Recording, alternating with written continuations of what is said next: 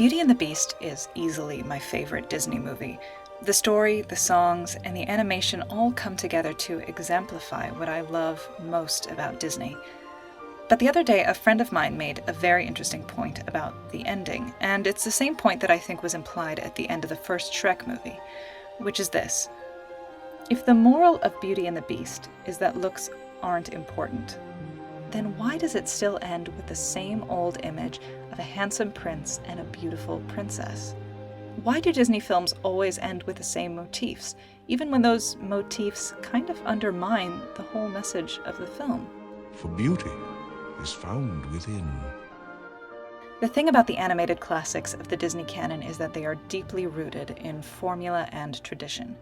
One of the most important traditions is that Disney movies are almost always adapted from written works, usually the fairy tales of Hans Christian Andersen, the Brothers Grimm, or Charles Perrault. This is why several Disney movies are literally bookended with the image of a storybook opening and closing, and why so many of their finales contain some variation of the phrase, "they all lived happily ever after," an expression that comes straight from oral and written fairy tale tradition.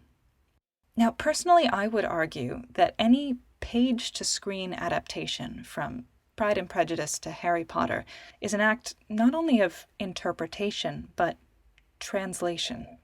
And let me explain what I mean. Literature is a verbal medium. It communicates abstract ideas through words. Film, on the other hand, is a primarily visual medium. It communicates abstract ideas through images. So where a book might communicate an idea using words like this,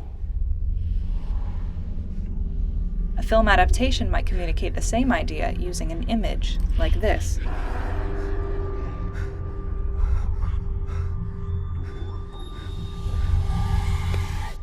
Adapting a story from page to screen means identifying the core idea being communicated in words and translating it from verbal language into visual language. So what about the words, "they all lived happily ever after"? What's the core idea that needs to be expressed, and how would you translate it into visual language? Usually, when people use the word happiness, they're referring to one of two things.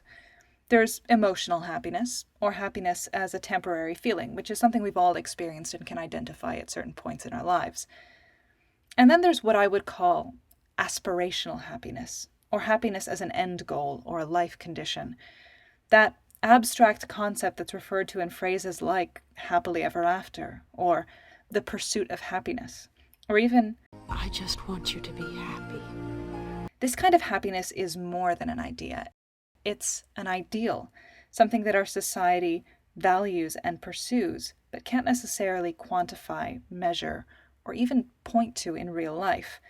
Just like freedom and equality, happiness as an ideal is a concept that requires interpretation. It means different things to different people. For instance, Nietzsche, being Nietzsche, said that happiness was power increasing and resistance being overcome. Kant, being Kant, said that happiness was doing one's bitter duty. The Buddha, being the Buddha, said happiness came from acting and speaking with a pure mind. William James said there is no happiness without action. Zhuangzi said the greatest happiness is in doing nothing. In other words, happiness as a life condition is purely abstract. We can conceptualize it. We can argue about what it means. It can even guide our behavior. But ultimately it exists only in our imagination. And there's a rub when it comes to adaptation. On the page, the phrase happily ever after is deliberately vague, open-ended, leaving room for personal interpretation. But if you're a Disney director adapting a classic fairy tale into a movie and you want to translate the concept happily ever after into an image, you have to decide what happiness looks like.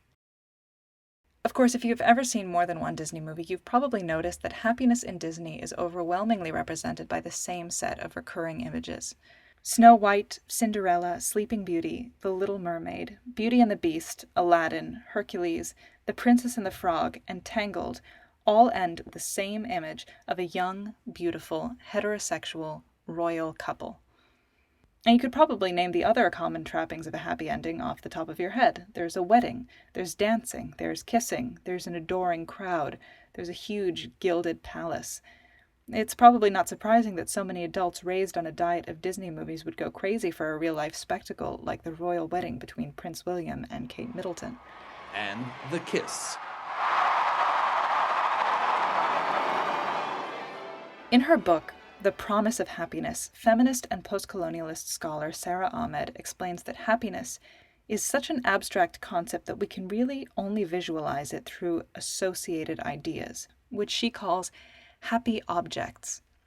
For instance, in our society, beauty, wealth, status, heterosexual intimacy, marriage, and traditional family are all seen as happy objects. That is, material conditions that not only represent happiness, but are also seen as inherently causing happiness. Ahmed explains that because we see happiness as the ultimate personal goal, happy objects have acquired a certain moral value in our society. They're seen as inherently good because of their association with happiness. Ahmed argues that when children are encouraged to pursue some vague, indefinable notion of personal happiness, they're really being encouraged to pursue happy objects, which, of course, in Disney films are almost always beauty, status, and heterosexual marriage. On some level, I think a lot of people are aware of this. In recent years, Disney has come under a lot of fire for promoting harmful and regressive messages for children, especially for young girls. And the result of this legitimate criticism is Disney struggling to update its messages without losing the visual images and motifs that make its films recognizably Disney. Like all languages, Disney's visual language is evolving, but slowly. Many of its more recent films have made brave stabs at deconstructing its own outdated messages, while still trying to maintain the same visual vocabulary it's so famous for. And personally, I think one of the reasons Beauty and the Beast is still considered one of the best Disney movies of all time is because it walks that precarious line so successfully.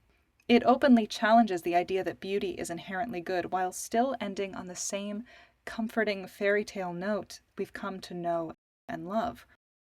It might be the Disney film that comes closest to having its cake and eating it too, questioning its own ideals while still keeping alive the images and associations that make Disney feel like Disney.